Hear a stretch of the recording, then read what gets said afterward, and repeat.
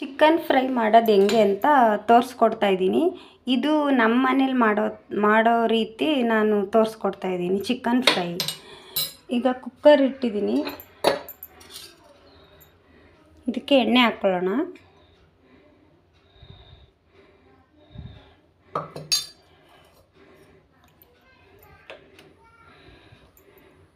ಸ್ವಲ್ಪ ಕಾಯಿಲಿ.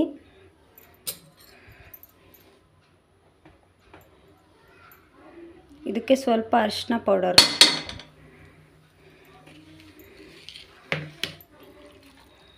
ಮತ್ತು ಚಿಕನ್ ಹಾಕ್ತಾಯಿದ್ದೀನಿ.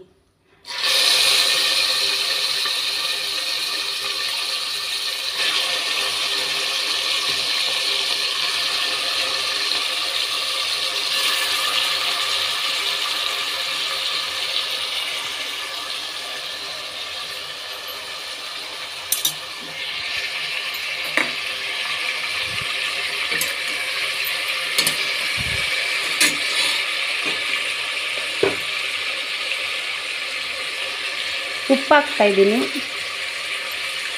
ಇದನ್ನು ಚೆನ್ನಾಗಿ ಫ್ರೈ ಮಾಡೋಣ.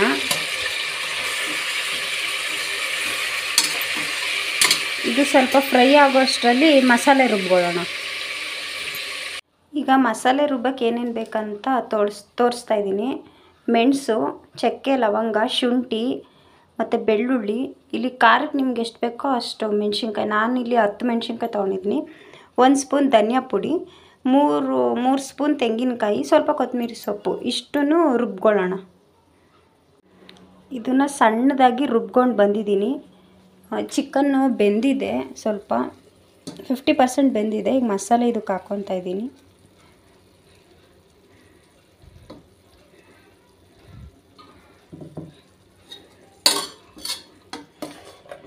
ಈಗ ಇದು ಹಸಿ ವಾಸನೆ ಹೋಗೋವರೆಗೂ ಸ್ವಲ್ಪ ಚೆನ್ನಾಗಿ ಫ್ರೈ ಆಗಲಿ. ಅಷ್ಟರಲ್ಲಿ ಈರುಳ್ಳಿ ಮತ್ತು ಟೊಮೆಟೊ ಮತ್ತು ಪುದೀನ ಈ 3 ಕಟ್ ಮಾಡಿಕೊಂಡು ಲಾಸ್ಟಲ್ಲಿ ಹಾಕಿ 1 ವಿಜಿಲ್ ತೊಗೊತೀನಿ. ಇದು ನಾವು ನಮ್ಮ ಮನೇಲಿ ಮಾಡೋ ಥರ ನಾನು ತೋರಿಸ್ಕೊಡ್ತಾ ಇರೋದು. ಇದು ಸ್ವಲ್ಪ ಬೇಯಲಿ. ಇದು 1 ಮೀಡಿಯಮ್ ಸೈಜ್ ಈರುಳ್ಳಿ ತೊಗೊಂಡಿದ್ದೀನಿ, 1 ಟೊಮೆಟೊ, 1 ಇಡೀ ಪುದೀನ ಸೊಪ್ಪು. ಈಗ ಇದಕ್ಕೆ ಹಾಕ್ತಾಯಿದ್ದೀನಿ. ಹಾಕ್ಬಿಟ್ಟು ಒಂದು ಮಿಕ್ಸ್ ಕೊಟ್ಟು 1 ವಿಜಿಲ್ ಕೂಗಿಸ್ಕೊತೀನಿ.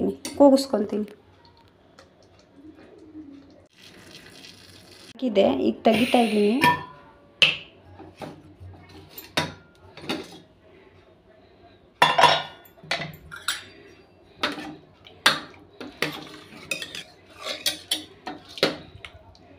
ಚಿಕನ್ ಫ್ರೈ ರೆಡಿ ಆಗಿದೆ.